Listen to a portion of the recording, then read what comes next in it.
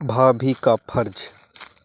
मैंने इतनी महंगी साड़ी दी, उसके पति बच्चों के लिए सूट खरीदे और उसने मेरी बेटी को ये। गुस्से से भुनभुनाती हुई सुनंदा पलंग पर फैले कपड़ों को समेट रही थी। तभी उसकी कामवाली चंपा उसे चाय का प्याला थमाते हुए पूछने लगी, क्या हुआ दीदी, आज आपका मूड क्यों ऑफ है? कपड़ों पर गुस्सा क्यों उतार रही हैं? सुनंदा भरी बैठी थी, फट पड़ी। देख तो, आनंदी की बच्ची ने मेरी बेटी को कैसी साड़ी दी है। मैंने तो उसे कान के टॉप्स दिए, उसके पति को अंगूठी भी दी और उसने एक जोड़ी पायल देकर टरका दिया।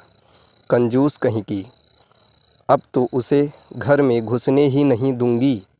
वह दांत पीसने लगी।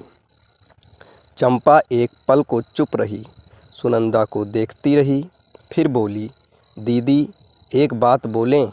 हाँ बोल, आप गुस्सा तो नहीं करेंगी? बोलना, क्यों मेरा बीपी हाई कर रही है? सुनंदा लगभग चीखते हुए बोली। चंपा बोली, दीदी आनंदी जीजी के सास ससुर उनके साथ रहते हैं। एक उनके पति की कमाई से ही तो उनका घर चलता है ना। हाँ तो? सुनंदा ने उसे घूर कर देखा।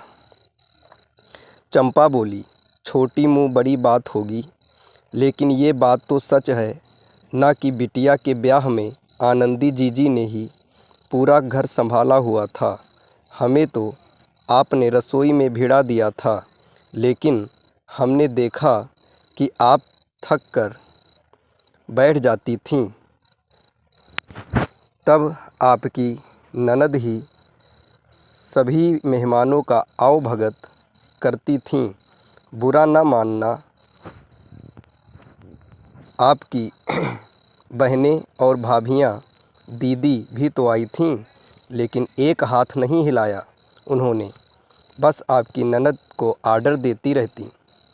आनंदी जीजी को तो ये भी होश नहीं रहता कि उनके बच्चों ने कुछ खाया भी है या नहीं।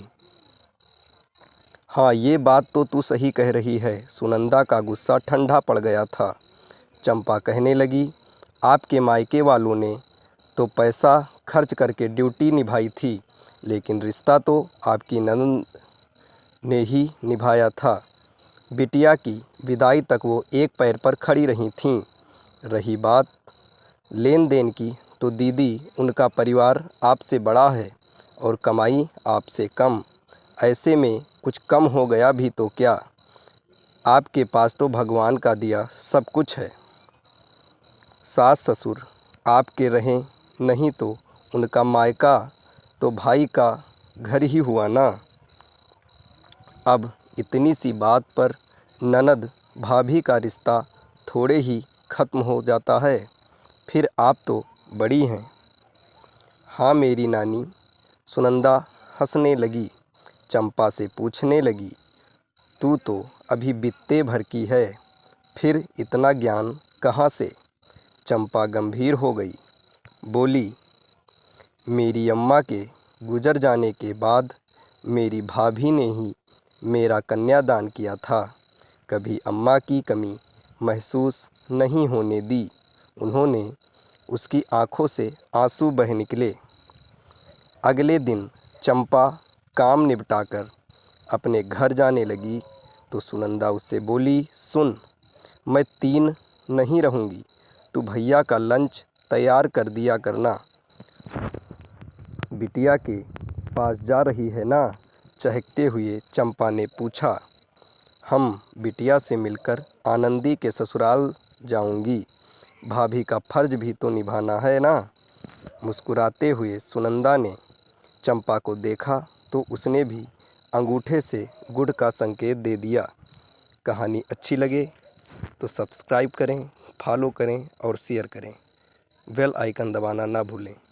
जय हिंद, जय भारत।